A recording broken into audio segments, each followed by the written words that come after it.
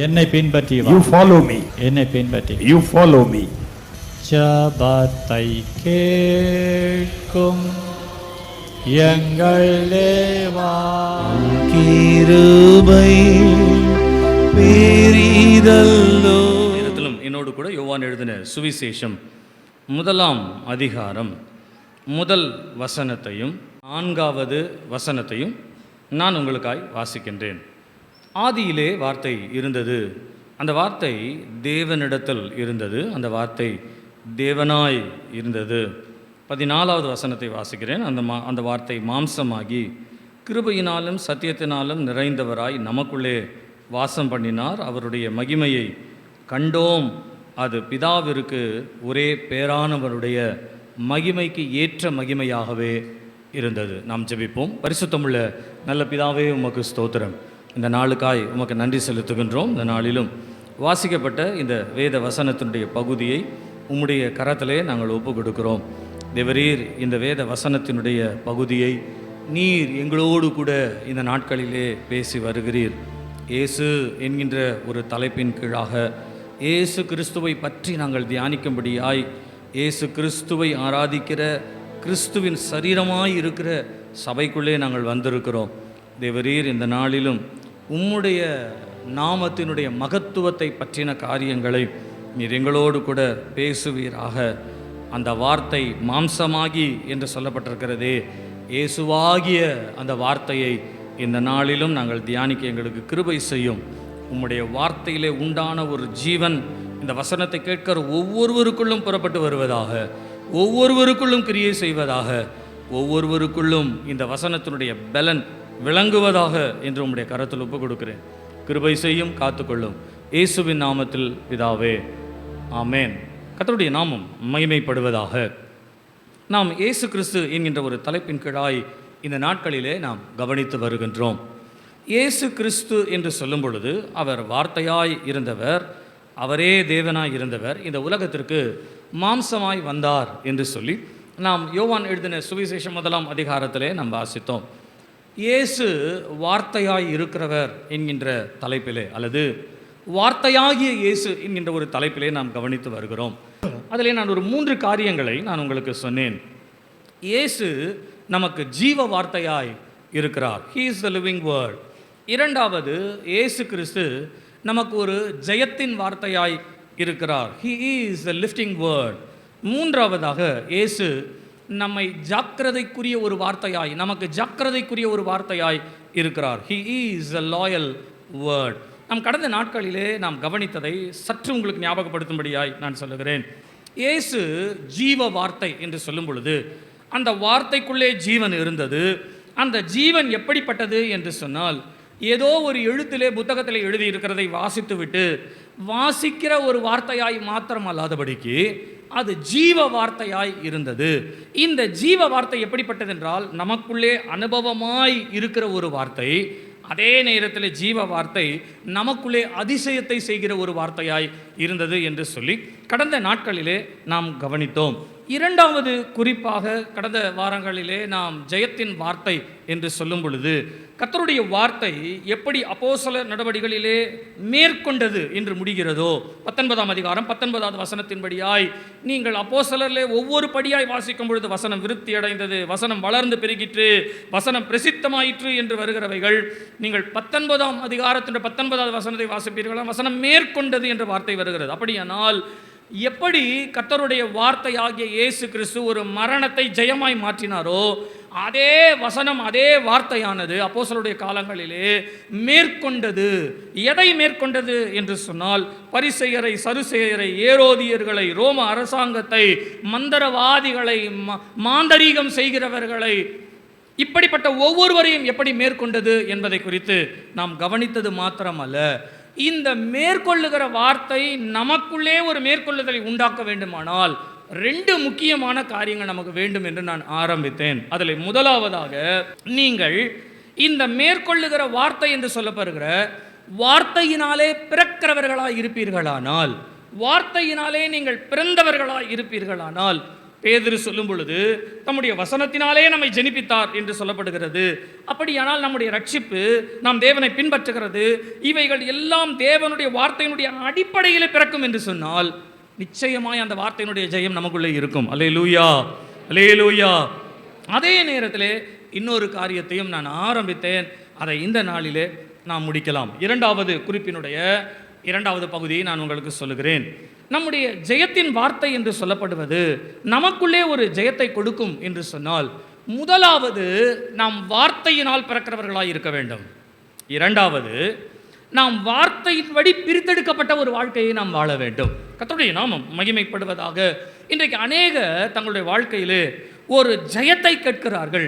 கர்த்தருடைய சமூகத்திலே பழைய ஏற்பாட்டு காலத்திலே எப்படி அவர்கள் எல்லாரும் அக்கினி அவிழ்த்தார்கள், எழுந்தார்கள் என்று சொல்லப்படுகிறதோ, அப்படி ஒரு பெரிய ஜெயத்தை நாம் புதிய ஏற்பாட்டு காலத்தில் எதிர்பார்க்கிறோம், தவறில்லை. ஆனால் பழைய ஏற்பாட்டு காலத்திலே ஜெயம் வந்தது வித்தியாசமான ஒரு வழியிலே. ஆனால் புதிய ஏற்பாட்டு காலத்திலே நமக்கு வேதம் சொல்லுகிற காரியம் என்னவென்றால், நீங்கள் இந்த வார்த்தையை நீங்கள் பெற்றிருப்பது மாத்திரமல்ல, இந்த வார்த்தையின்படியான பிரித்தெடுக்கப்பட்ட ஒரு வாழ்க்கை நமக்கு இருக்குமானால் இந்த வார்த்தைக்குள்ளே இருக்கிற ஒரு ஜெயத்தை நிச்சயமாய் நாம் பெற்றுக்கொள்ளலாம். அல்லேலூயா, அல்லேலூயா, அல்லேலூயா. கர்த்தருடைய நாமம் மகிமைப்படுவதாக. நீங்கள் வேதத்தை வாசிப்பீர்களானால் வேதத்தினுடைய ஆரம்பத்திலிருந்தே இந்த பிரித்தெடுக்கப்படுதலை நான் வேதத்தில் வாசிக்கின்றேன். நீங்கள் ஆதாம் என்று எடுத்தீர்களானால் தூதர்களை ஆண்டவர் உண்டாக்கினார். தூதர்களிலே ஒரு கூட்டம் விழுந்தபடியினாலே இவர்களை விட்டுவிட்டு ஆண்டவர் ஒரு மனுஷனை தனியாய் மண்ணிலிருந்து உண்டாக்கி அவனை தனக்கென்று ஆண்டவர் வைத்து கொள்ளும்படியாய், அவனோடு கூட பேசும்படியாய் ஒரு பிரித்தெடுக்கப்பட்ட ஒரு மனுஷனாய், புதிய மனுஷனாய், சிருஷ்டிக்கப்பட்ட மனுஷனாய் ஆதாமை உண்டாக்கினார். நீங்கள் ஆதாமிலிருந்து 10வது தலைமுறை நோவாவுக்கு வருவீர்களானால் நோவாவினுடைய வாழ்க்கையில கூட பூமி முழுவதும் மோசமாக இருக்கிறபடியினாலே, பாவத்தில் பெருகி இருக்கிறபடியினாலே நோவாவையும் அவனுடைய குடும்பத்தையும் மாத்திரம் கர்த்தர் பிரித்தெடுத்து அவர்களை பாதுகாத்து அதற்கு பின்பு அவர்கள் மூலமாய் பூமியிலே சந்ததி பெருகும்படியாய் செய்தார். திரும்பவும் பூமி விழுந்தது. இவைகளுக்குள்ளாக இருந்து ஆண்டவர் அடுத்தது ஒரு மனுஷனை எழுப்பினார். ஆபிரகாம் என்ற ஒரு மனுஷனை எழுப்பி தன்னுடைய குடும்பம், தன்னுடைய ஜனம், தன்னுடைய ஊர், தன்னுடைய மக்கள் என்று சொல்லி எல்லாரையும் விட்டு பிரித்து ஆண்டவர் அவனை ஒரு பெரிய ஜாதியாக்குவேன் என்ற வாக்குத்தத்தத்தோடு கர்த்தர் கொண்டு வந்தார். நீங்கள் ஈசாக்கு, யாக்கோபு என்று அவர்களுடைய பிள்ளைகளுடைய வாழ்க்கையை பார்ப்பீர்களானால் இந்த யாக்கோபை ஆண்டவர் இஸ்ரவேல் என்று ஆசீர்வதித்து அதிலே 12 கோத்திரங்களை கொடுத்து இந்த 12 கோத்திரங்களை என்னுடைய ஜனங்கள் என்று ஆண்டவர் உரிமை பாராட்டி அந்த ஜனங்களோடு கூட இருக்கும் பொழுது மோசேயின் மூலமாய் நீங்கள் லேவியராகமம் 20ஆம் அதிகாரம் 24வது வசனத்தை நீங்கள் வாசிப்பீர்களானால், நீங்கள் அவர்கள் தேசத்தை சுதந்தரிப்பீர்கள் என்று உங்களோடு கூட சொன்னேன், பாலும் தேனும் ஓடுகிற அந்த தேசத்தை உங்களுக்கு சுதந்திரமாக கொடுப்பேன், உங்களை மற்ற ஜனங்களை விட்டு பிரித்தெடுத்த உங்கள் தேவனாகிய கர்த்தர் நானே. ஆண்டவர் சொல்றாரு, உங்களை மற்ற ஜனங்களிலிருந்து பிரித்தெடுத்து இஸ்ரவேலை என்னுடைய ஜனமாய் நான் மாற்றிக்கொண்டேன். எதற்கு தெரியுங்களா? இஸ்ரவேலுக்குன்னு ஒரு சுதந்திரம் வச்சிருக்கிறேன், நான் இஸ்ரவேலுக்குன்னு ஒரு ஆசீர்வாதம் வச்சிருக்கிறேன். உங்களை மற்ற ஜனங்களோட விட்டுட்டு நான் கொடுத்துட்டேன்னு சொன்னா அந்த மேன்மை தெரியாம மற்றவங்க களவாடிட்டு போயிடுவான், மற்றவனை ஏமாத்திட்டு போயிடுவான். ஆகையினாலே நான் உன்னை பிரித்தெடுத்த எதுக்கு தெரியுமா? உனக்காக நான் ஒரு பங்கை வைத்திருக்கிறேன். அல்லேலூயா சொல்லுங்க பார்க்கலாம், நல்லா சத்தமா சொல்லுங்க. அல்லேலூயா, அல்லேலூயா. கர்த்தருடைய நாமம் மகிமைப்படுவதாக.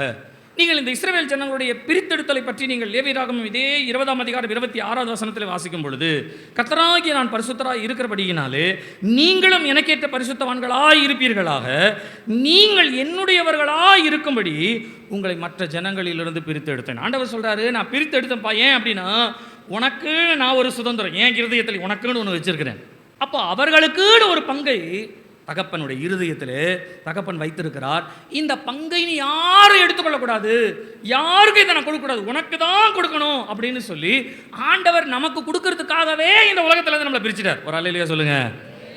இது மாத்திரமல்ல, இந்த சுதந்திரத்தை வைத்திருக்கிற நீ நான் எப்படி இருக்கிறேனோ அதே போல நீயும் வாழ வேண்டும் என்பதற்காக நான் பரிசுத்தராய் இருப்பதைப் போல நீங்களும் உங்களுடைய பரிசுத்தமான வாழ்க்கையை காத்துக்கொள்ளணும். ஒருவேளை நான் உங்களை மற்ற ஜனங்களோட விட்டுட்டேன்னு சொன்னால் இந்த பரிசுத்தம் போயிடும்ன்றதுக்காக தான் ஆண்டவர் சொன்னார், நீங்கள் என்னுடையவர்களாக இருக்கிறபடியினாலே உங்களை மற்ற ஜனங்களிலிருந்து நான் பிரித்தெடுத்தேன். அல்லேலூயா, அல்லேலூயா. நல்லா கவனிங்க, ஒரு நல்ல பங்கை ஆண்டவர் கொடுக்கும்படியாய், ஒரு நல்ல பரிசுத்தமான வாழ்க்கையை முன்மாதிரியாய் கொடுக்கும்படியாக தான் ஆண்டவர் பழைய ஏற்பாட்டு காலத்திலே இஸ்ரவேல் ஜனங்களை மற்ற ஜனங்களிலிருந்து பிரித்தெடுத்தாராம். ஆனால் நீங்கள் வேதத்தை வாசிக்கும் பொழுது இந்த பிரித்தெடுத்தல் என்பது இதனோடு கூட முடியவில்லை. உலகத்திலிருந்து இஸ்ரவேல் ஜனங்களை தனியாய் பிரித்தெடுத்தார். இந்த பிரித்தெடுத்தல் இஸ்ரவேல் ஜனங்களிலே 12 கோத்திரங்கள், இந்த 12 கோத்திரங்களை ஒரு கோத்திரத்தை ஆண்டவர் அவற்றிலிருந்து பிரித்தெடுக்கிறாராம்.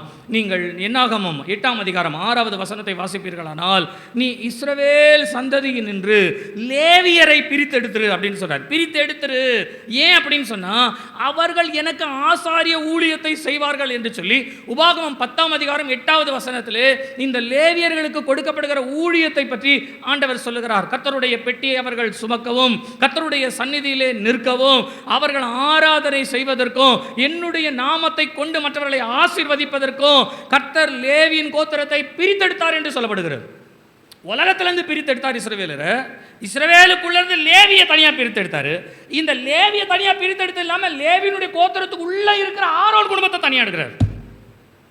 ஏன் எடுக்கிறார்னா, இவர்கள் எல்லாரும் ஆசாரிய ஊழியத்தை செய்வார்கள், அதில் பிரதான ஆசாரிய ஊழியம் ஆரோனுடைய குடும்பத்திற்கு தான் வர வேண்டும் என்று சொல்லி, நீங்கள் யாத்ராகமம் 28ஆம் அதிகாரம் 1 வசனத்திலே மோசேயினிடத்தில் சொல்லுகிறார், நீ ஆரோனையும் அவனுடைய குமாரரையும் உன்னிடத்தில் நீ சேர்த்துக்கொள். ஏன் என்று சொன்னால், அவர்களை நான் பிரித்தெடுத்து அவர்கள் என்னுடைய ஆசாரிய ஊழியத்துடைய பிரதானமான ஊழியத்தை செய்யும்படிக்கு நான் அவர்களை அழைத்திருக்கிறேன். காலை நேரத்தில் கர்த்தர் கூட பேசுவாராக. தேவனுடைய அழைப்பு பழைய ஏற்பாட்டு காலத்தில் நீங்கள் வாசிப்பீர்களானால், ஜனங்கள் அந்த ஜனங்களிலிருந்து ஒரு கூட்டம், அந்த ஒரு கூட்டத்திலிருந்து ஒரு குடும்பம் என்று ஆண்டவர் ஒவ்வொரு காரியங்களிலும் அந்த பிரித்தெடுத்தலை ஆண்டவர் உண்டாக்கி கொடுக்கிறார். நீங்கள் பழைய ஏற்பாட்டு காலத்தில் நீங்கள் வேதத்தை வாசிப்பீர்களானால், நல்லா கவனிங்க, ஆண்டவர் ஒரு பிரித்தெடுத்தலை கொடுத்து அவர்களை அழைத்து அதற்கு பின்பு அவர்களுக்கு ஒரு ஊழியத்தை ஆண்டவர் கொடுக்கிறார். பழைய ஏற்பாட்டு காலத்திலே தரிசனத்தினாலும் சொப்பனங்களினாலும் ஆண்டவர் நேரடியாய் பேசினவர். ஆனால் புதிய ஏற்பாட்டு காலத்தில் நமக்கு தரிசனம் கொடுத்தாலும் சொப்பனம் கொடுத்தாலும் இந்த புதிய ஏற்பாட்டு காலத்தில் தேவன் நம்மோடு பேசுகிறார்னு ஒரே ஒரு அத்தாட்சி எதுனா வசனம் தான்.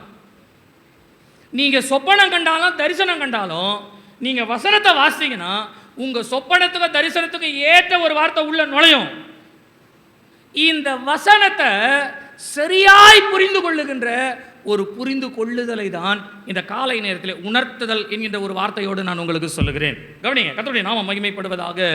தரிசனத்தினாலும் சொப்பனங்களினாலும் பேசினவர் வந்து பேசி அவர்களோடு பேசிவிட்டு ஆண்டவர் மறுபடியும் போன சம்பவங்கள் பழைய ஏற்பாட்டு காலத்தில் வருகிறது. ஆனால் புதிய ஏற்பாட்டு காலத்தில் ஆண்டவர் சொன்னார், நான் உங்களுக்குள்ளே தங்கி வாசம் பண்ணுவேன். அப்படின்னா என்ன அர்த்தம்னா, ஆண்டவர் வெளியிலிருந்து வந்து சொல்ல மாட்டாரு, நமக்குள்ள வாசம் பண்றவர் நமக்குள்ளே அந்த உணர்த்துதலை உண்டாக்குகிறவராய் இருக்கிறார். அல்லேலூயா, அல்லேலூயா. கவனிங்க, நீங்க பிரித்தெடுக்கப்பட்ட வாழ்க்கை வாழணுன்ற உணர்த்துதல் எங்க இருக்குதுன்னா, ஏதோ ஒரு தீர்க்கதரிசி வந்து சொல்வதல்ல, அல்லது யாரோ வந்து கர்த்தர் உங்களை குறித்து எனக்கு சொல்லுகிறார் என்று சொல்லுகிற காரியம் அல்ல.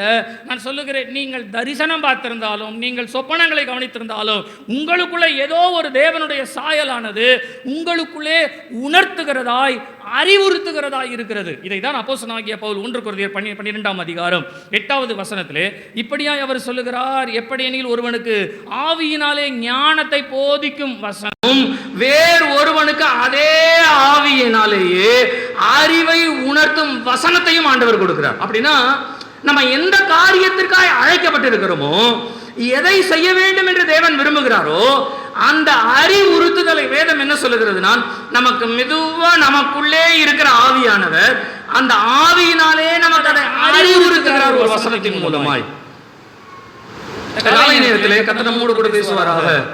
நீங்கள் வசனத்திலே பிறந்திருப்பீர்களானால் நீங்கள் இந்த வசனத்திற்கான பிரித்தெடுக்கப்பட்ட ஒரு வாழ்க்கை வாழ வேண்டும் என்பதை ஆவியானவர் உள்ள உணர்த்துவார், உள்ள சொல்லுவார்.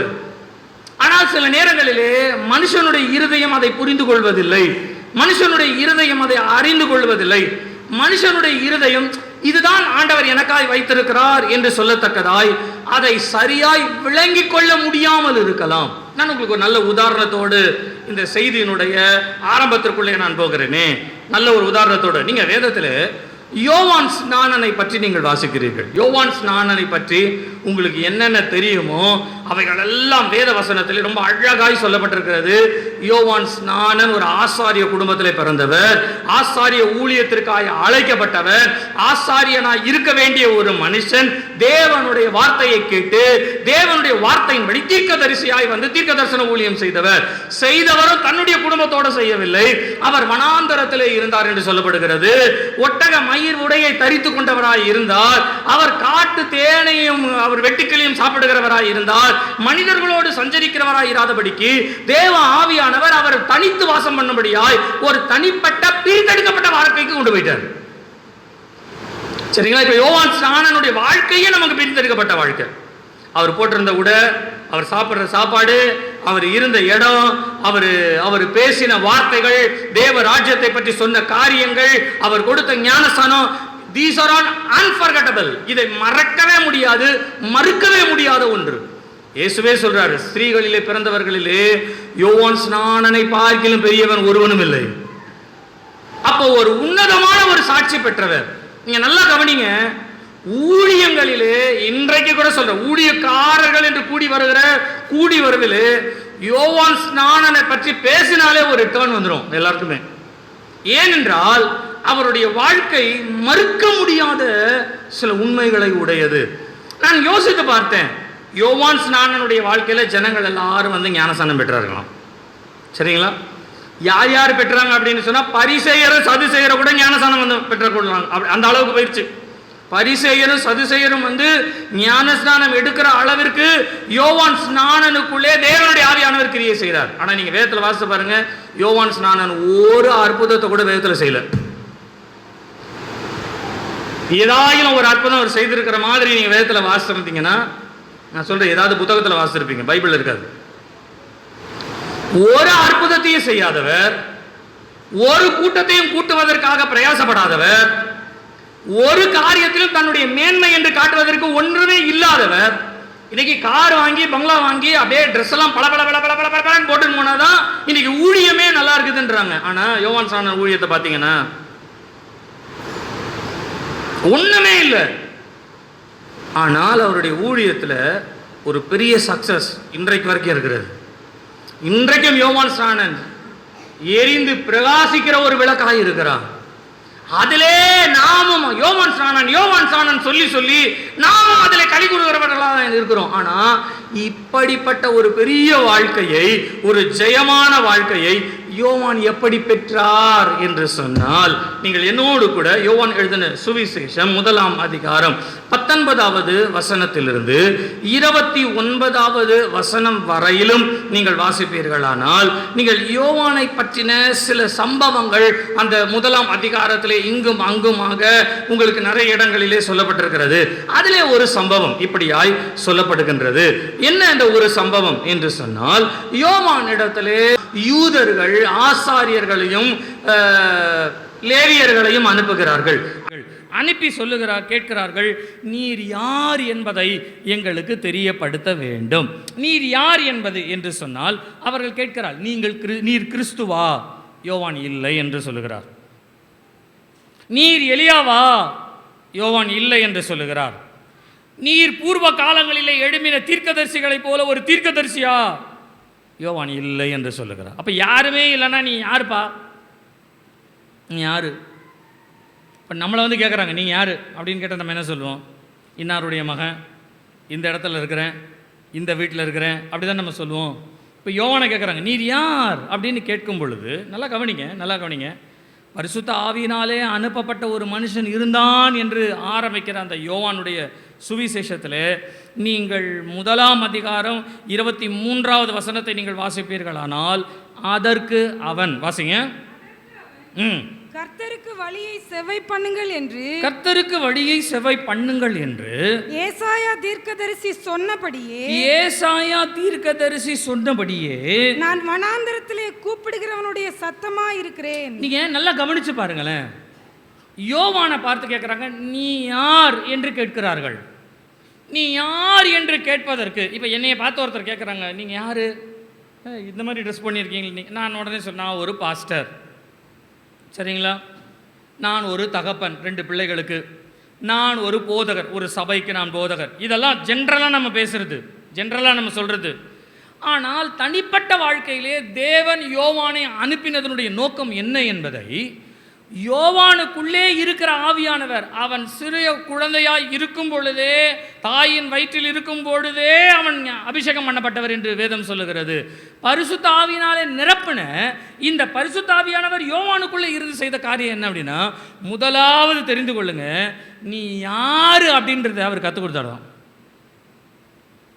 இன்றைக்கு பரிசுத்த ஆவியானவர் நமக்குள்ளே இருக்கிறார் என்பது உண்மை. ஆனால் நாம் யார் என்பதே நமக்கு தெரியாத ஒரு கிறிஸ்தவ வாழ்க்கையை தான் வாழ்ந்து கொண்டு இருக்கிறோம். அவர் சொல்றார், நான் யார் என்று சொன்னால், ஏசாயா தீர்க்கதரிசி சொன்னாரே, அந்த ஏசாயா தீர்க்கதரிசி சொன்ன வசனத்தின் படியான கர்த்தருடைய வனாந்தரத்திலே கூப்பிடுகிறவனுடைய சத்தமாயிருக்கிறேன் என்று சொல்லுகிறார். உங்களுக்கு எத்தனை பேர் இந்த வசனத்தை நீங்கள் வாசிச்சிருக்கீங்க அப்படின்றது தெரியல, வாசிச்சிருப்பீங்க. இந்த வசனத்தை இன்னைக்கு கொஞ்சம் அப்படி ஒரு அலசி நம்ம பார்ப்போமே. யோவான் ஸ்நானன் சொல்லுகிறார், கர்த்தருக்கு வழியை செவ்வை பண்ணுங்கள் என்று ஏசாயா தீர்க்கதரிசி சொன்ன அப்படின்னா, யோவான் சொல்கிறாரு, நீங்கள் ஏசாயா தீர்க்க தரிசனம் வாசித்திருக்கீங்களா, அந்த அதில் சொல்லப்பட்டிருக்கார்ல, அவர் சொன்னார்ல ஒரு தீர்க்க தரிசனம், அந்த தீர்க்க தரிசனம் தான் நான் அப்படின்றார். இப்போ நம்ம எடுத்துக்கோங்களே, நீங்கள் யார், நான் யார் அப்படின்னு சொல்லி நமக்குள்ளே ஒரு கேள்வி கேட்ட உடனே நீங்கள் உடனே ஏதாகிலும் வசனம் சொல்கிறதுக்கு உங்களுக்குள்ளே ஆவியானவர் இது வரைக்கும் சொல்லியிருக்காங்களா நம்ம யாருன்ட்டு? ஒவ்வொரு வாரமும் சர்ச்சுக்கு வருவோம், ஒவ்வொரு வாரமும் வசனத்தை கேட்போம், ஒவ்வொரு வாரம் வசனத்தை எழுதுவோம், ஒவ்வொரு வாரம் சந்தோஷமாக ஆராதனை பண்ணுவோம், வீட்டுக்கு போவோம், பைபிளை எடுத்து அப்படி ஓரம் செல்ஃபில் வச்சோன்னா அதோட அடுத்த வாரம் அந்த டைரியும் அந்த பைபிளையும் கரெக்டாக நம்ம எடுத்துகிட்டு வந்துடுவோம். இப்போ ஆண்டவர் கேட்குறாரு, இத்தனை வருஷமாக நீங்கள் ஆலயத்துக்கு வரீங்க, வசனத்தை கேட்குறீங்க, ஹூ ஆர் யூ மேன், நீங்கள் யார், உங்களை பற்றி வேதத்தில் என்ன எழுதியிருக்கிறது? நீங்கள் எபிரேயர் 10ஆம் அதிகாரம் 7வது வசனத்தை வாசிங்கன்னா, இயேசு கிறிஸ்துவை பற்றி ஒரு வசனம் இப்படியாய் சொல்லுகிறது. இயேசு அவரே ஒரு வார்த்தையை எழுதி வைத்திருக்கிறதாய் சொல்லப்படுகிறது. வாசிங்க. தேவனே, தேவனே, உம்முடைய சித்தத்தின்படி செய்ய, உம்முடைய சித்தத்தின்படி செய்ய இதோ வருகிறேன், இதோ வருகிறேன். புஸ்தக சுருளில் என்னை குறித்து எழுதி புத்தக சுருளில் என்னை குறித்து எழுதி இருக்கிறது, புத்தக சுருளில் என்னை குறித்து எழுதி இருக்கிறது என்று சொன்னேன். எடுத்துட்டீங்களா? எல்லாரும் எடுத்துட்டீங்களா? எபிரேயர் 10ஆம் அதிகாரம் 7வது வசனம் எடுத்துட்டீங்களா? சரிங்களா? பைபிளை கையில் எடுத்துக்கோங்க. அந்த ஒரு வசனத்தை மாத்திரம், அந்த ஒரு பகுதியை மாத்திரம் எல்லாரும் சேர்ந்து வாசிக்க போகிறோம். என்ன வாசிக்க போகிறோம்? புத்தக சுருளில் என்னை குறித்து எழுதியிருக்கிறது. சரிங்களா? ஓகேவா? எல்லாரும் சேர்ந்து வாசிப்போமா? பைபிளை கையில் எடுத்துட்டீங்களா? இப்போ எல்லாரும் சேர்ந்து சொல்ல போகிறோம். சேர்ந்து சொல்லுவோமா? புத்தக சுருளில் என்னை குறித்து எழுதியிருக்கிறது. என்னை குறித்து நான் யாரு? பாஸ்தா உங்களை பற்றி தான், உங்களை பற்றி தான் எழுதியிருக்கு.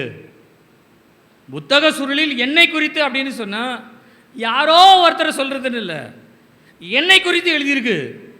என்னைன்ற இடத்துல உங்கள் பேரை எழுதிக்கோங்க. புத்தக சுருளில் பிலிப் தேவகுமாரை குறித்து எழுதியிருக்கிறது. எழுதியிருக்கா? என்ன அப்படி எழுதியிருக்குது? எங்கே எழுதியிருக்குது?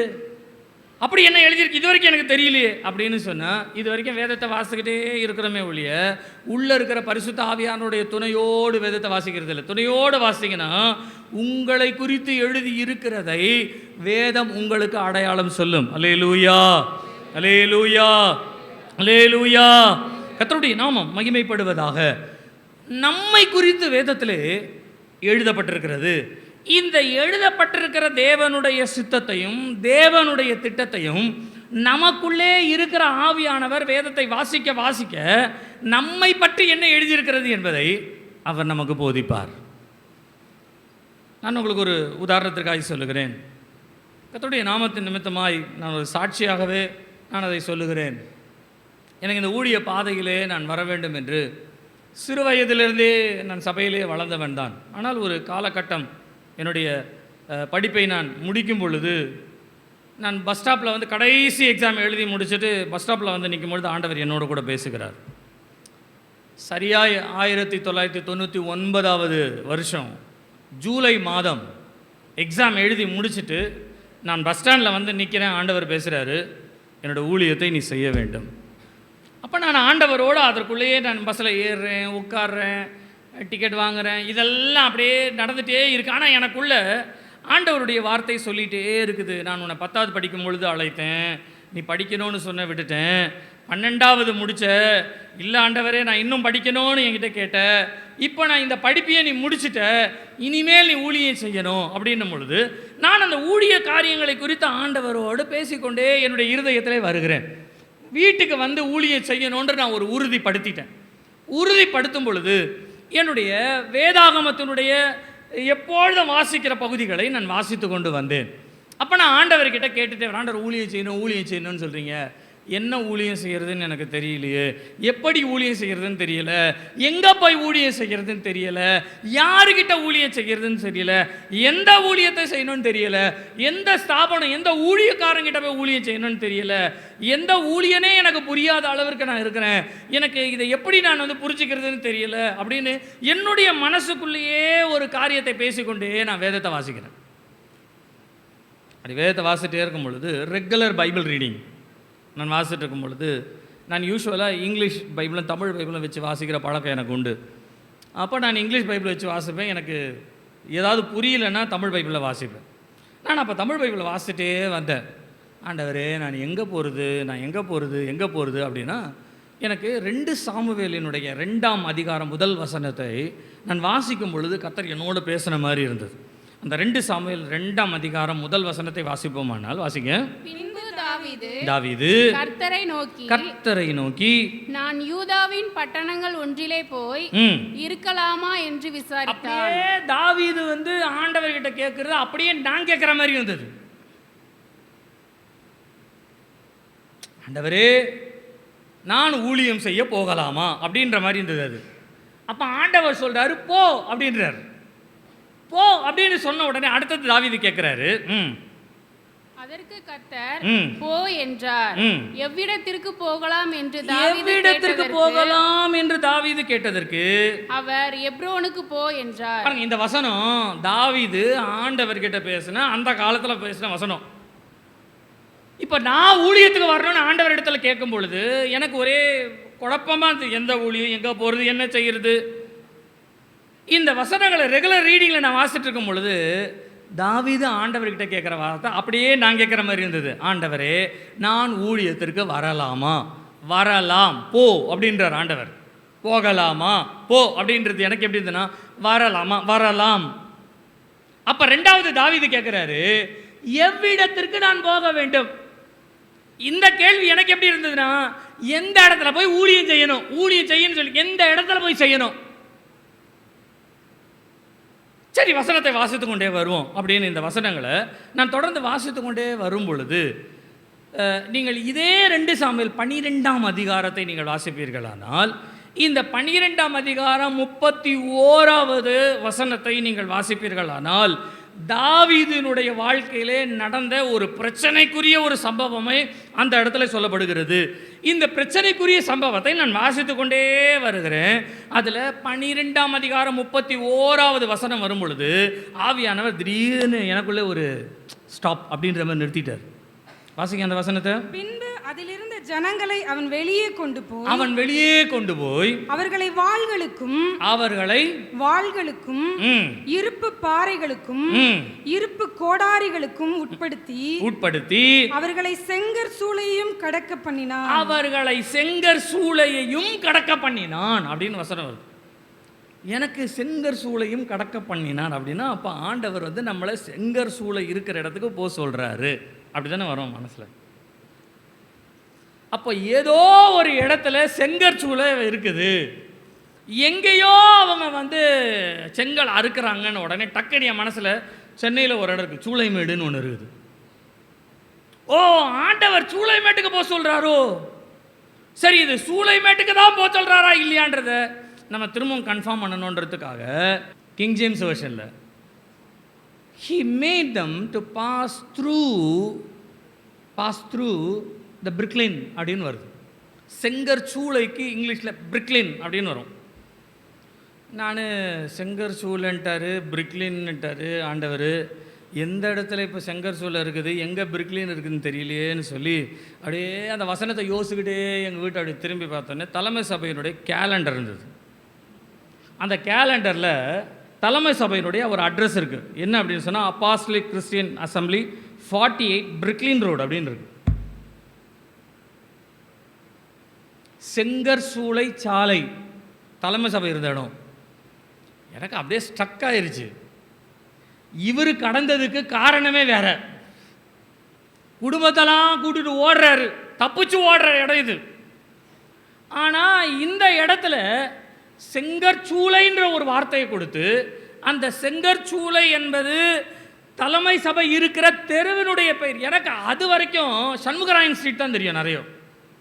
ஏன்னா முதல் இடம் வாங்கும்பொழுது சண்முகராயன் ஸ்ட்ரீட் அப்படின்ற இடத்துல அதனுடைய தெருவில் தான் அந்த நேம் தான் வரும். ஆனால் அதற்கு பின்பு தான் இந்த பிரிக்லின் ரோட்டில் மெயினில் இருக்கிற இடத்த, மீதி இருக்கிற இடத்த வாங்கினாங்க.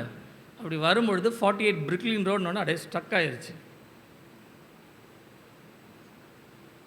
நான் போய் நேராக பாஸ்டர்கிட்ட சொன்னேன். பாஸ்டர் கேட்டார், சர்ச்சிலேயே வளர்ற அப்படின்றதுனால ஊழியத்துக்கு வந்துட்டியா அப்படின்னாரு. பாய் போடுறேன் சேர் போடுறன்றதுனால ஊழியத்துக்கு வந்துட்டியா அப்படின்னாரு. இல்லைங்க. அப்புறம் எப்படி ஊழியத்துக்கு ஆண்டவர் ஏதாவது சொன்னாரா அப்படின்னோடனே பிரிக்லின் ரோடு வரைக்கும் சொன்ன உடனே அவர் சரி நீங்கள் போய் ஜோம் பண்ணுங்க, நான் ஜோம் பண்ணிவிட்டு உங்களுக்கு சொல்கிறேன் அப்படின்னு அனுப்பிட்டார். ஆகஸ்ட்டு ஃபஸ்ட் வீக்கில் நான் போய் பார்க்குறேன். ஆகஸ்ட் முடிஞ்சு, செப்டம்பர் முடிஞ்சு, அக்டோபர் முடிஞ்சு, நவம்பர் முடிஞ்சு, டிசம்பர் முடிஞ்சு, ஜனவரி முடிஞ்சு, பிப்ரவரி மாதம் 3ஆம் தேதி நீங்கள் கூப்பிட்டு சொல்கிறார். முதல் தேதியில் அம்மாவை கூப்பிட்டுட்டு வாங்க வீட்டுக்கு, உங்ககிட்ட நான் பேசணும். முதல் தேதி ஆராதனை முடிஞ்ச உடனே பாயை சுட்டிட்டு இருக்கிறேன், என்கிட்ட சொல்கிறார் வந்து பாருங்கள். எங்கள் அம்மாவை கூப்பிட்டு திரும்பவும் போகிறேன். போகும்போது சொல்கிறாரு, நீங்கள் எங்கேயும் போக வேண்டாம், இங்கே பிரிக்லின் ரோட்லேயே ஊழியம் செய்யுங்க அப்படின்னார். நான் எதற்காக சொல்லுகிறேன் என்றால், இந்த உலகத்தில் எந்த ஊழியம் செய்வதென்ற ஒரு பெரிய போராட்டம் உண்டு. எதை நான் செய்ய வேண்டும், எப்படி செய்ய வேண்டும்? நான் சொல்லுகிறேன், உங்களுக்குள்ளே வாசம் பண்ணுகிற ஆவியானவர் உங்களோடு பேசுகிற பழக்கத்தை நீங்கள் உங்களுக்குள்ளே உருவாக்கி இருப்பீர்களானால், நான் சொல்கிறேன், எனக்கு பிரிக்லின் ரோடுன்னு சொன்னவர் உங்களுக்கு சொல்லுவார் நீங்கள் என்ன செய்யணும். நான் சொல்லுகிறேன், ஊழியம் மாத்திரமல்ல, உங்கள் குடும்பத்தின் காரியமாக இருக்கலாம், குடும்பத்தின் வழிகளாக இருக்கலாம், குடும்பத்தின் சூழ்நிலைகளாக இருக்கலாம், எந்த காரியத்திற்கும் சரி அமைதியாக வேதத்தை எடுத்து உட்கார்ந்து நீங்கள் வாசிட்டே இருங்க. எனக்கு ஆண்டவர் ஒரு நல்ல பழக்கத்தை கற்றுக் கொடுத்தார். கர்த்தருக்கு ஸ்தோத்திரம். எனக்கு என்ன கஷ்டம் வந்தாலும் சரி அமைதியாக பைபிள் எடுத்து உட்காந்து வாசிப்பேன் நான். ஆனால் பெரும்பாலும் சொல்லுகிறேன், கஷ்டம் வந்தால் பைபிளே படிக்க முடியாது, பைபிளே படிக்க மனசு வராது. ஏதோ ஒரு அதிகாரத்தை படித்து முடிப்போம் அப்படின்னு படிக்கணுமே, அது கேட்பாரு ஆண்டவர்ன்றதுக்காக ஒரு அதிகாரத்தை படிச்சுடுவோம். ஆனால் அந்த நாளில் இருந்து நான் சொல்லேன், 2000ஆவது வருஷம் பிப்ரவரி மாதம் 3ஆம் தேதி இந்த ஊழியத்திற்குள்ளே நான் வந்தேன். முழு நேர ஊழியத்தில் ஏறக்குறைய 25 வருஷங்களை நான் கடந்துட்டேன். இன்னைய வரைக்கும் சொல்கிறேன், கர்த்தருடைய வசனம்தான் எனக்கு ஊழியத்தில் என்னை நடத்துகிறதே ஒழிய வேறு எந்த காரியத்தையும் நான் நம்புறதே கிடையாது. என்கிட்டயே சிலர் சொல்லுவாங்க, போங்க பாஸ்டர் நீங்கள் தீர்க்க தரிசனம்லாம் நம்ப மாட்டீங்கன்னுவாங்க. நான் தீர்க்க தரிசனத்தை நம்பாதவங்க கிடையாது, நானே தீர்க்க தரிசனம் சொல்கிறவங்க தான், நம்ப மாட்டேன்றது கிடையாது. ஆனால் எனக்குள்ளே என்னுடைய ஆண்டவரை உறுதிப்படுத்துகிற ஒரு நம்பிக்கை எனக்கு இருக்குது. அதை நான் மற்றவங்களுடைய அளவிட்ட வச்சுலாம் நான் நம்ப மாட்டேன். நான் ஓப்பனாக சொல்லுகிறேன், 2023ஆவது வருஷம் 2 வருஷத்துக்கு முன்பாக ஜனவரி மாதத்தில் நான் வேதத்தை வாசிக்கும் பொழுது கர்த்தர் என்னோடு கூட ஒரு வார்த்தை பேசினார். என்ன அப்படின்னா, இந்த ஏசாயா 54ஆம் அதிகாரத்தினுடைய 2வது வசனத்தில், உன் கூடாரத்தின் இடத்தை விசாலமாக்கு, உன்னுடைய வாசஸ்தலத்தினுடைய திரைகளை விரிவாகட்டும், அதை தடை பண்ணாதே அப்படின்னு ஒரு வசனம் பேசுகிறார் என்னோட. நான் ரொம்ப அப்படியே யோசிக்கிறேன், இது கூடாரத்தை விசாலமாக்கனா நம்மளை வீடு கட்ட சொல்கிறார் ஆண்டவர். நம்மளை வீடு கட்ட சொல்கிறாரோ, ரொம்ப நெருக்கது இல்லையா? அப்படி ஒன்றும் கிடையாது. ஒரு ஹாலு 3 பெட்ரூமில் தானே நம்ம இருக்கோம். அப்படி ஒன்றும் நெருக்கத்தில் இருக்கிற மாதிரி தெரியலையே. கூடாரத்தை விசாலமாக்கு. அப்போ உள்ளே இருக்கிற ஆவியான சொல்ல, உனக்கு வீடு அது, நீ வீடு இல்லாமல் முதல் வந்து தங்கினது இது, அதான் உனக்கு வீடு நிரந்தரமாக. இன்னைய வரைக்கும் நான் சொல்கிறேன், ஆண்டோட கிருபையினால என்னுடைய பெர்மனெண்ட் அட்ரஸ் வந்து சர்ச் தான். நான் இப்போ இருக்கிற வீட்டினுடைய அட்ரஸை நான் கொடுக்க மாட்டேன் எங்கேயுமே. பிள்ளைகளுக்கும் அதே தான் கொடுப்பேன். எங்கே போனாலும் 2C/1A 4th Meadow Street, இதுதான் அட்ரஸ்ஸு. அப்போ ஆண்டவர் என்னோட கூட பேசுனார், விசாலமாக்கு, தைரியமாக நீ தொடங்கு, நான் உன்னோட இருக்கிறேன். ஆண்டோட கிருபையினாலே சொல்லுகிறேன், சபையை முடித்து ஒரு 2 வருஷம் நமக்கு ஓடிருச்சு. இன்றைய வரையிலும் இந்த 2 வருஷத்தில் ஒவ்வொரு காரியத்தையும் சொல்லுகிறேன், வசனத்தை வச்சு தான் கர்த்தர் என்கிட்ட சொல்லுவாரே ஒழிய, ஒரு நாள் எனக்கு இது வரைக்கும் தெரிஞ்ச ஆண்டவர் நேரடியாக வந்து நின்று என்கிட்ட பேசினதே கிடையாது. ஆனால் எனக்குள்ளே இருக்கிறவர், எனக்கு வெளியில் வரணுன்ற அவசியம் எனக்கு கிடையாது, உள்ளே இருக்கிறவர் ஒவ்வொரு நாளும் வசனத்தினால் போதித்து கொண்டிருக்கிறார். ஆனால் கர்த்தருடைய வசனமும் என்னென்றைக்கும் நிலைத்திருக்கும் இருக்குது. அல்லேலூயா, அல்லேலூயா. நான் உங்களுக்கு சொல்ல வந்த காரியத்தை நான் ஞாபகப்படுத்துகிறேன், கவனிங்க. நமக்குள்ளே ஆவியானவர் இருக்கிறார். இந்த ஆவியானவர் புதுசாக நமக்கு வெளியில் வந்து சொல்ல மாட்டார், நமக்குள்ளே வசனத்தின் மூலமாய் சில காரியங்களை போதிக்கிறார். இப்படி போதிக்கிற வசனங்கள் நமக்குள்ளே என்ன பண்ணுகிறது என்றால், உலகத்திலே யார் என்ன யோசிக்கிறார்களோ, உலகத்திலே என்ன நடைமுறைகள் இருக்கிறதோ, இந்த நடைமுறைகளிலிருந்து நம்மை பிரித்தெடுக்கப்பட்ட ஒரு வாழ்க்கைக்கு கொண்டு வருகிறது. அல்லேலூயா, அல்லேலூயா.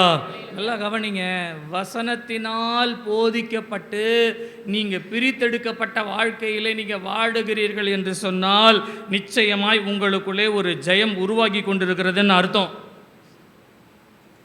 நீங்கள் பிரித்தெடுக்கப்பட்ட வாழ்க்கையில் வசனத்தை மாத்திரம் வாசிட்டு பிரித்தெடுக்கப்பட்ட வாழ்க்கை நமக்கு வரலன்னு வச்சுக்கோங்க, வசனம் வசனமாகவே இருக்கும், ஜெயமாக மாறாது.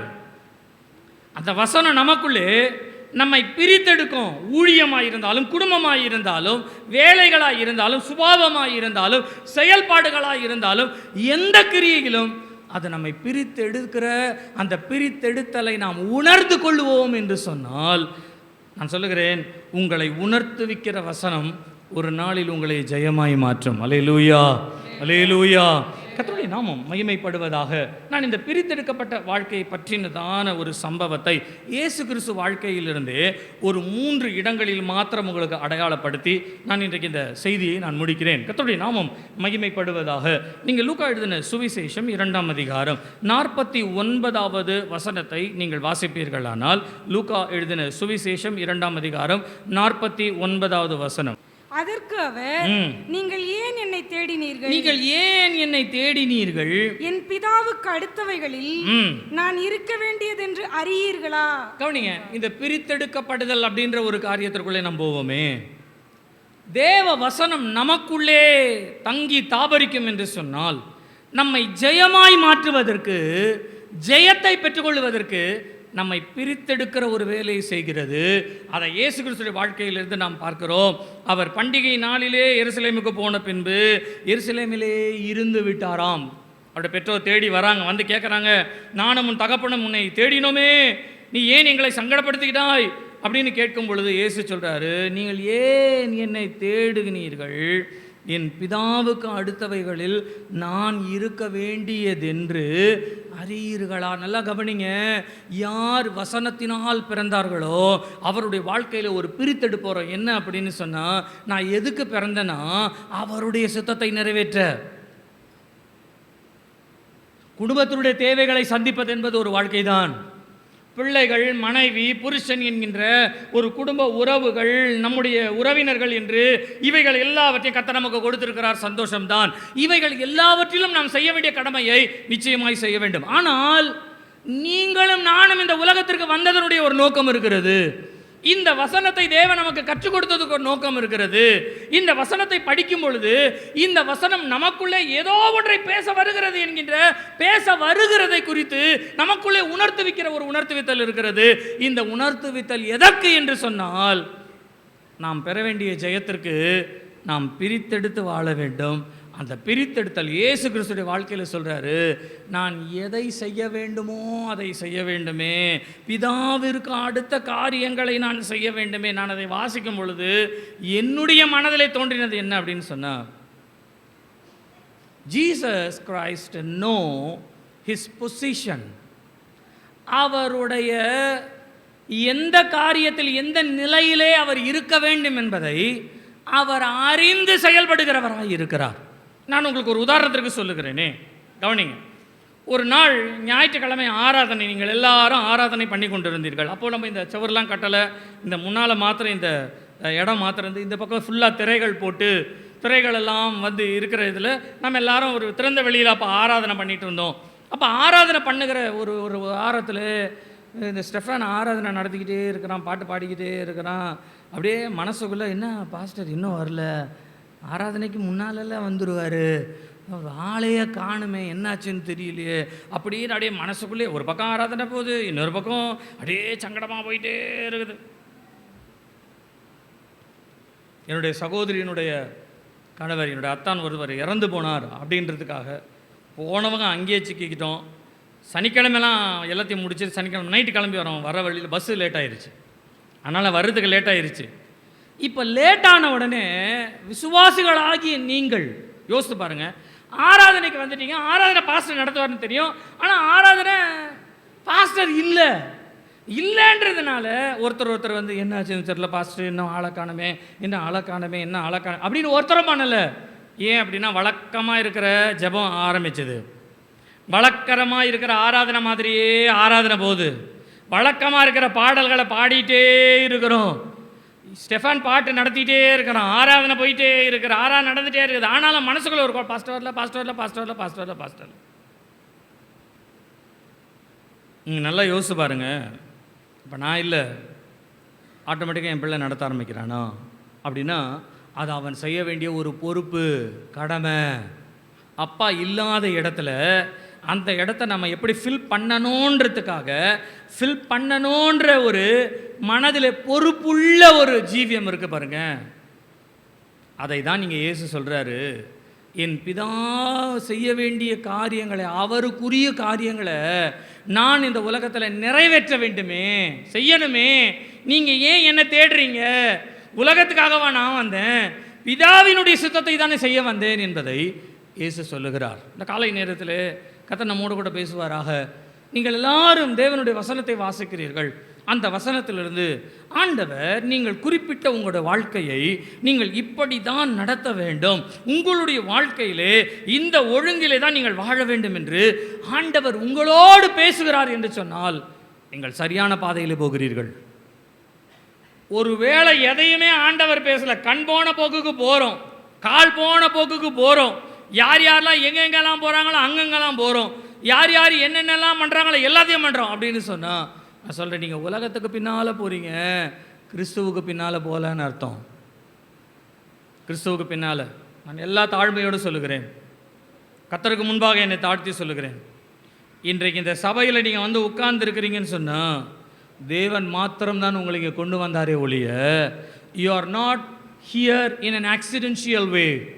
ஏதோ எதர்ச்சையா நான் வந்துட்டப்பா அப்படிலாம் வரல. He has appointed you. அவர் உங்களை முன்குறித்து உங்களை வழி நடத்தி உங்களை சரியான பாதையிலேயே கொண்டு வந்து வைத்திருக்கிறார். ஏன் என்று சொன்னால் நீங்கள் அவருடையவர்கள், அவருக்காய் பிரித்தெடுக்கப்பட்ட ஜனங்கள். அல்லேலூயா, அல்லேலூயா, அல்லேலூயா. கர்த்தருடைய நாமம் மகிமைப்படுவதாக.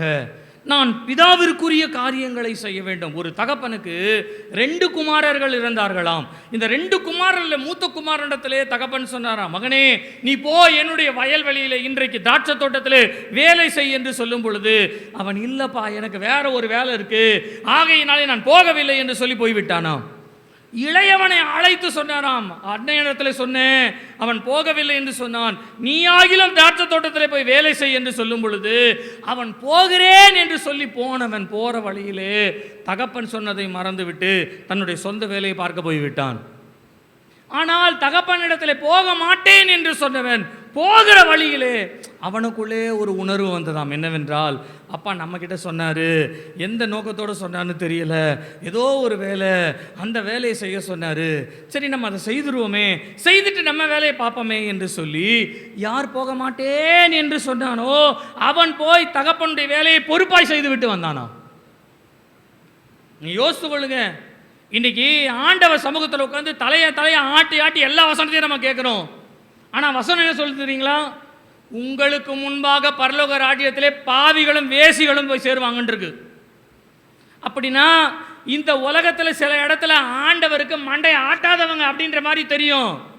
ஆனால் ஒரு காலத்தில் அவர்கள் தேவனோடு எப்படி இணைந்தார்கள் என்று நமக்கு தெரியாது. நமக்கு முன்பாக பரலோகத்தில் போயிருப்பாங்க. அன்பான விசுவாசிகளே, அப்போஸ்தல கிறிஸ்தவ சபையிலே வசனத்தை ஒவ்வொரு வாரமும் கேட்கிற உங்களோடு கர்த்தர் பேசுவாராக. உங்கள் ஜீவியத்திலே நீங்கள் கேட்ட வசனம் உங்களுக்குள்ளே பேசுகிறது என்று சொன்னால் நீங்கள் பிரித்தெடுக்கப்பட்ட ஒரு வாழ்க்கையிலே வாழ வேண்டும். அல்லேலூயா, அல்லேலூயா.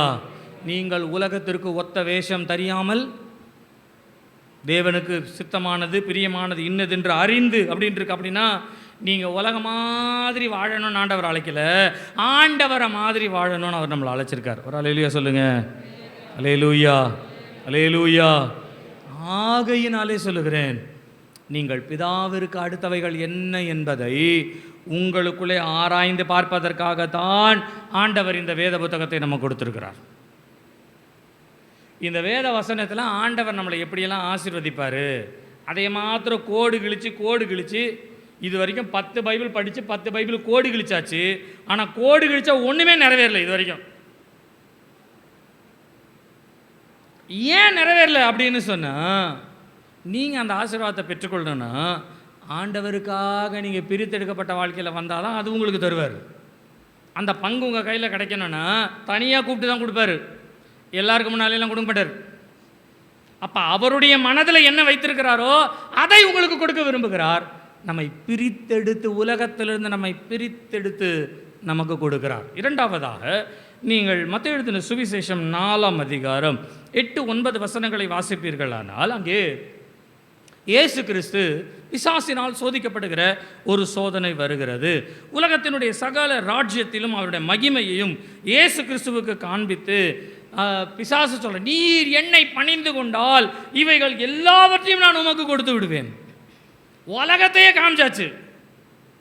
நீங்கள் வேதத்தில் வாசித்து பாருங்களேன், உலகத்தினுடைய மகிமைன்னு வேற எழுதியிருக்குது. அப்போ உலகத்தில் ஒரு மகிமை இருக்குது, ஆவிக்குரிய வாழ்க்கையில் ஒரு மகிமை இருக்குதுன்னு அர்த்தம். உலகத்தில் இருக்கிற சில மகிமையை பார்த்துட்டு சிலர் என்ன யோசிக்கிறாங்கன்னா, ஓ இதுதான் ஆண்டவர் கொடுக்குற ஆசீர்வாதம் போல இருக்குது, தேவ மகிமை போல இருக்குது. கிடையாது, கிடையாது. தேவ மகிமை வேற, உலகத்தில் இருக்கிற மகிமை வேற. நான் அந்த பாயிண்ட்டுக்குள்ளே நான் அதிகமாக போக விரும்பலை.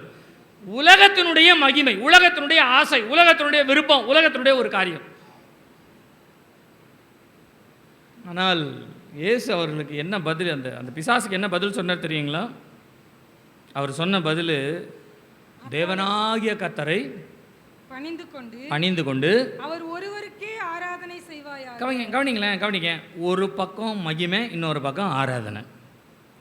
நமக்கு ஆராதனை உண்மையானது வேணுமா அல்லது மகிமை, உலக மகிமை வேணுமா அப்படின்றத நீங்கள் யோசிச்சு பாருங்க. ரெண்டு இருக்குது. ஒன்று உலகம், இல்லைன்னா ஆண்டவரை ஆராதிக்கிற ஆராதனை. யோசிச்சு பாருங்கள், எது நமக்கு தேவை? ஆண்டவர் தான் தேவை. அப்போ ஆண்டவரை விட்டு, ஞாயிற்றுக்கிழமை ஆராதனையை விட்டுட்டு, தேவ சமூகத்தை விட்டு, தேவனை தொழுது கொள்றதை விட்டுட்டு, நம்மளை அழைச்ச அழைப்பே என்னென்னா, இவர்கள் என் துதியை சொல்லி வருவார்கள். அந்த துதியை சொல்லி வருவார்கள்ன்றதுக்கு ஆண்டவர் வாரத்தில் ஒரு நாள் தான் வச்சுருக்கிறாரு.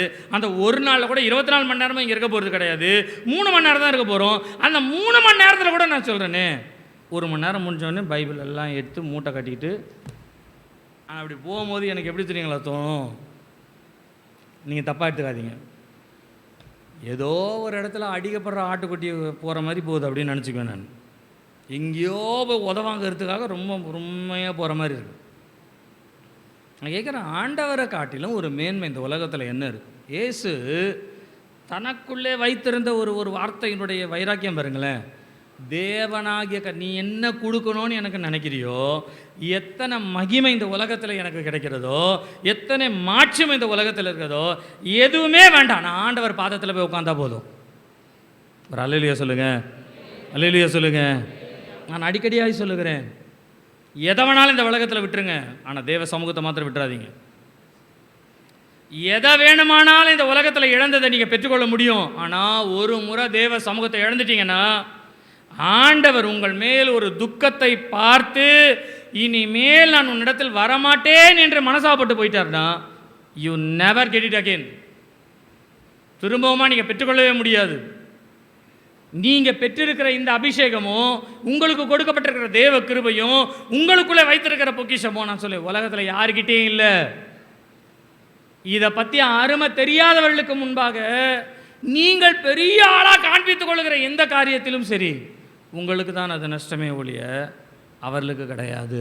தேவ சமூகத்தை தேடுவதை பார்க்கிலும் இந்த உலகத்தில் உத்தமம் எதுவுமே இல்லை. அதற்காகத்தான் கர்த்தர் என்னை பிரித்தெடுத்தார். ஒரு அல்லேலூயா சொல்லுங்க, அல்லேலூயா சொல்லுங்க, அல்லேலூயா சொல்லுங்க. சொல்ல ஞாயிற்றுக்கிழமை சர்ச்சுக்கு வராதவங்கெல்லாம் அந்தோ பரிதாபம் தான். இன்றைக்கி கொண்டாடுங்க, இன்றைக்கி சந்தோஷப்படுங்க. ஆனால் அவங்க சந்தோஷம் நிலைச்சே இருக்காதுன்றத இயேசுவின் நாமத்தினாலே சொல்லிடுறேன். சந்தோஷம்லாம் நிலைச்சிருக்காது. ஏன் அப்படின்னா, தேவ சமூகத்தில் ஒரு ஆண்டவர் கொடுக்குற சந்தோஷத்தை பார்க்கலாம் இந்த உலகத்தினுடைய சந்தோஷம் எல்லாம் வெறுமையானது. இன்றைக்கி சந்தோஷமாக இருக்கும், ஆனால் நாளைக்கு அது நமக்கு துக்கப்படுத்திடும். படுத்துமா படுத்தாதா? அந்த பிள்ளை பிறக்கும் பொழுது உனக்கு ஒரு ஆண் பிள்ளை பிறந்து விட்டான்னு எவ்வளோ சந்தோஷம் இருக்கும் தெரியுங்களா? ஆண் பிள்ளை பிறந்து விட்டான். அதே ஆண் பிள்ளைக்கு இன்றைக்கி தண்ணி அடிக்கிறான், சிகரெட் பிடிக்கிறான்னு கேள்விப்பட்டோன்னே எப்படி இருக்கும்? அதே சந்தோஷம் துக்கமாக மாறிடும். ஆனால் அந்த துக்கத்தை சந்தோஷமாய் மாற்றுகிற ஆண்டவர் ஒருவர் இருக்கிறாரு. நான் சொல்கிறேன், உன் தேவனாகிய கர்த்தரை நீங்கள் பணிந்து கொள்ளுங்க. எதை மாற்றணுமோ, எதை சரி பண்ணணுமோ, எதை சீர்படுத்தணுமோ, தேவனால் எல்லாவற்றையும் செய்ய முடியும். அல்லேலூயா, அல்லேலூயா, அல்லேலூயா. கடைசியாக நீங்கள் யோவான் எழுதின சுவிசேஷம் 18ஆம் அதிகாரம் 36வது வசனத்தை நீங்கள் வாசிப்பீர்கள். ஆனால் 18:36. இயேசு பிரதியுத்தரமாக, என் ராஜ்யம் இவ்வுலகத்திற்கு உரியதல்ல. என் ராஜ்யம் இவ்வுலகத்திற்கு உரியதானால் நான் யூதரிடத்தில் ஒப்பு கொடுக்கப்படாதபடிக்கு என் ஊழியக்காரர் போராடி இருப்பார்களே. என் ஊழியக்காரர் போராடி இருப்பார்களே. ஏன் என்று சொன்னால், அவர்கள் இன்றைக்கு போராடவில்லை. ஏன் போராடவில்லை என்று சொன்னால், இந்த உலகத்திற்குரியது என்னுடைய ராஜ்யம் அல்ல. நல்லா கவனிங்க, நல்லா கவனிங்க. ஒரு காலகட்டத்தில் இயேசு கிறிஸ்து நிறைய அற்புதங்களை எல்லாம் செய்ய ஆரம்பிக்கும் பொழுது ஜனக்கூட்டங்கள் இயேசு கிறிஸ்துக்கு பின்னால் வர ஆரம்பிச்சிருச்சு. ஜனக்கூட்டங்கள் பெருக ஆரம்பிச்சிருச்சு. இப்போ பெருக ஆரம்பிக்கும் பொழுது அவரோடு கூட 12 பேர் இருந்தாங்க பாருங்க. அவங்களுக்கு சந்தோஷம் பெருகிருச்சு. ஒரு காலத்தில் ஏழ்மையாய் கடந்த ஒரு ஊழியம் இன்றைக்கு ஜனங்கள் திரளாய் வர ஆரம்பித்தார்கள். ஒரு காலத்தில் 5 அப்பமும் 2 மீனையும் கொண்டு வந்து கொடுத்தவர் இன்றைக்கு 5 அப்பம் 2 மீன் இல்லை, சில மீன்கள் 7 அப்பம் வர ஆரம்பிச்சிருச்சு. அப்போ காணிக்கையும் பெருகிருச்சு, வரவும் பெருகிருச்சு, எல்லாம் பெருகி கொண்டே வருகிறதுல ஜனங்களும் பெருக ஆரம்பித்த உடனே சீஷர்கள் எல்லாம் ஒரு முடிவுக்கிறாங்க. என்னென்னா, இயேசு கிறிஸ்து சீக்கிரமாக ராஜாவாக மாறிடுவார். ஏன் அப்படின்னா, நமக்கும் ஒரு சில கூட்டம் வந்துருச்சு. இப்போ ஒரு எலெக்ஷனை வைப்போம், எலெக்ஷன் வச்சா இயேசு ஜெயிச்சிடுவார். இயேசு ஜெயிச்சிட்டா ஏறாவது ராஜாவை தள்ளி விட்டுட்டு இயேசு ராஜாவாக மாறிடுவார். ஆகையினாலே இவரை தொடர்ந்து நாம் பின்பற்றுவோம்னு பின்பற்ற போகிறத இயேசு கொஞ்சம் கவனிக்க ஆரம்பித்தவனே இவங்க way of style, way of talk இதெல்லாம் கொஞ்சம் மாற ஆரம்பிச்சிருச்சு. அப்படியே தாழ்மையாக இருந்து கொண்டு போனவர்கள் ஒரு இடத்துல பேதுருவின் இடத்துல வரி வசூலிக்கிறவர்கள் கேட்குறாங்க. என்ன கேட்குறாங்கன்னா, உம்முடைய போதகர் வரி செலுத்துகிறாரோ ராயனுக்கு அப்படின்னு கேட்ட உடனே பேதுரு என்ன சொன்னார்? மனசாட்சியை தொட்டு சொல்லுங்க, வரி கொடுக்குறாங்களா கொடுக்கலையா? கொடுத்தாங்க அப்படின்றது உண்மை. ஆனால் பேதுருக்கிட்ட கேட்கும் பொழுது கொடுத்தாங்களா கொடுக்கலையா? எப்படி தலையாட்டுறதுன்னு தெரியலையா? அதுக்கப்புறம் தான் கொடுத்தாங்க. அப்போ அதுக்கு முன்னால் கொடுக்கல. ஆனால் பேதுரு என்ன சொன்னார்? இயேசுவோட இருந்து பழகி பழகி பழகி என்ன ஆச்சுன்னா போய் பேச ஆரம்பிச்சிருச்சு. எதா இருந்தாலும் இயேசு நம்மோட இருக்கிறாரு, அவர் பார்த்துக்கிட்டார். இயேசு கிறிஸ்து இருக்கிறார், அவர் பார்த்துக்குவார், அவர் செய்துக்குவார். வரி கொடுத்தீங்களாப்பான்னு உடனே நான் ஐயரிடத்துல அல்லது போதகரிடத்துல இயேசுவின் இடத்துல கேட்டு சொல்லி அப்படியாவது சொல்லியிருக்கலாம்ல. கேட்ட உடனே டக்குன்னு போய் சொல்லிட்டாரு. கிறிஸ்தவ வாழ்க்கையில் கொஞ்ச நாள் போயிருச்சுன்னு வச்சுக்கோங்களேன், பாவம் கூட சில நேரத்தில் பழகிடும். தெரியுங்களா உங்களுக்கு? பாவம் கூட பழகிடும். நீங்கள் என்ன தப்பு செய்தாலும் வரங்களும் வல்லமைகளும் கிரியை செய்துகிட்டே இருக்கும். ஆகையினால ஆண்டவர் அதெல்லாம் ஒன்றும் கண்டுக்கலை, ஆண்டவர் அதெல்லாம் ஒன்றும் நம்மளை ஏதோ கவனிக்கலை அப்படின்ற மாதிரி இருக்கும். நல்லா கவனிங்க, வரங்களும் வல்லமைகளும் சாவர வரைக்கும் வேலை செய்யும், கிரியை செய்ய தான் செய்யும். ஆனால் அதுக்குள்ளே இருக்கிற கனிகள் போயிடும். வரங்களையும் வல்லமையும் வச்சுட்டு பரலோகம் போக முடியாது, கனிகளை வச்சுட்டு தான் போக முடியும். ஆவியின் கனி இருந்தால் தான் பரலோகம் திறக்கப்படும். ஆவியின் வல்லமை எதுக்கு கொடுக்கப்படுதுன்னா, இந்த பூலோகத்திலே நாம் சர்வை பண்ணுறதுக்காக, நம்ம வாழ்கிறதுக்காக அவனுடைய திறமைக்கு தக்கதாய் கொடுக்கப்படுகிறதா தாளந்துகள், வல்லமைகள், கிருபைகள். இந்த பூலோகத்தில் இருக்கிறதுக்காக நீங்கள் சொல்கிற ஒரு வார்த்தை உங்கள் குடும்பத்தில் அப்படியே நிறைவேறுதுன்னு வச்சுக்கோங்களேன், கர்த்தர் நம்மோடு இருக்கிறாரு அப்படின்னு நீங்கள் நினச்சிக்கலாம், தப்பில்லை. அது எதுக்குன்னா, உங்கள் குடும்பத்தின் மத்தியில் கர்த்தர் உங்களோட கூட இருக்கிறான்னு காண்பிக்கிறதுக்காக ஆண்டவர் உங்களுக்கு ஒரு கிருபை பாராட்டியிருக்கிறாரு, குடும்பத்துக்காக அது. ஆனால் அது ஒன்று உங்கள் பரலோகத்தில் கொண்டு போய் சேர்க்காது. அப்போ ஆவியினுடைய கனி நமக்கு நிச்சயமாக இருக்க வேண்டும். அன்பு, சந்தோஷம், சமாதானம் என்று சொல்லப்படுகிற ஆவியின் கனி இருந்தால் தான் பரலோகத்திற்கு போக முடியும். ஜனங்களை சேர்த்து விட்டோம், ஜனங்கள் வந்து விட்டார்கள், ஆகையினாலே நாம் பெரிய ஆளாயிடலாம். இயேசு பார்த்தாரு, இவங்களை இப்படியே விட்டுட்டோன்னா இவங்க கண்டிப்பாக ஒரு ராஜ்யத்தை தொடங்கிடுவானுங்க. ஆகையினாலே நம்ம ஆரம்பிக்கணும், நம்ம ஊழி என்னன்னு ஆரம்பிக்கணும்ன்ட்டு இயேசு இந்த உலகத்திலே ஏன் வந்தார் என்கிற நோக்கத்தை அவர் சொல்ல ஆரம்பித்தார். என்ன சொல்ல ஆரம்பித்தார்னா, பரிசேயருடைய கையிலும் சதுசேயருடைய கையிலும் நான் ஒப்பு கொடுக்கப்பட்டு கொலை செய்யப்பட போகிறேன்னு சொன்ன உடனே பேதுரு கோவம் வந்துருச்சு. நீ பைபிளை வாசி பாருங்க, ஆண்டவரை தனியாக கூட்டுட்டு போய் இயேசு நீர் இப்படி சொல்லக்கூடாது என்று சொல்லி ஆண்டவருக்கு அறிவுரை சொல்லி பேதுரு இயேசுவை கடித்து கொண்டான். அப்படிதான் பைபிளில் இருக்கு. அதுக்கு ஆண்டவர் பதில் என்ன சொன்னார் தெரியுங்களா? உன்னைய வச்சுதான் நான் சபையே கட்டுவேன் அப்படின்னு சொன்ன அதே ஆண்டவர் சொன்னார், மரியாதையா போயிரு சாத்தானே என்னை விட்டு. எனக்கு அதை வாசிக்கும் போது திக்குன்றது. நேற்று ராத்திரி உண்மையாக சொல்கிறேன், ஆண்டவர் பேதுருவை முதல் பார்க்கும்போது என்ன சொன்னார்னா, நீ சாதாரண ஒரு மனுஷனா இருக்க, கேட்கிறவனாய் இருக்கிறாய், நான் உன்னை ஒரு கல்லாய் மாற்றுவேன், இந்த கல்லின் மேல் என் சபையை கட்டுவேன் என்று.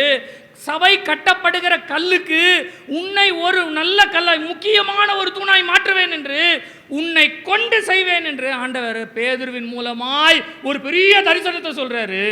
பாதி வழியில் என்ன தெரியுமா சொன்னாரு? அப்பால போ பேதுருவே, இந்த நிலைமைனா நீங்களும் நானும் எப்போ சாத்தானா மாறுவோன்னு தெரியல. காலை நேரத்தில் கர்த்தர் நம்மோடு கூட பேசுவாராக. நீ அப்பாலே போ என்று சொன்னது மாத்திரமல்ல, ஆண்டவர் தெளிவாய் சொன்னார், இந்த உலகத்திற்குரியது என்னுடைய ராஜ்யம் அல்ல. நான் எதுக்கு வந்தேன்னா, பிதாவினுடைய ராஜ்யத்தை தான் இங்கே ஸ்தாபிக்க வந்தனே ஒழிய இந்த உலகத்திற்குரிய ராஜ்யத்தை ஆளுகை செய்யும்படியாய் நான் வரவில்லை. நல்லா கவனிங்க, நீங்கள நான் இந்த உலகத்தில் எதிர்க்கும் தெரியுங்களா? எதுக்காக ஆண்டவர் கொண்டு வந்திருக்காருன்னா, பரலோக ராஜ்யத்தினுடைய மேன்மையை மற்றவர்கள் அறிந்து கொள்ளுகிற ஒரு வாசனையாய் கர்த்தர் நம்மை மாற்றும்படியாய் தான் கர்த்தர் வைத்திருக்கிறார். உங்களை பார்க்குறவங்களுக்கு பரலோக ராஜ்யம்னு ஒன்று இருக்குதுன்னு தெரியணும். தெரிய மாட்டேங்குது.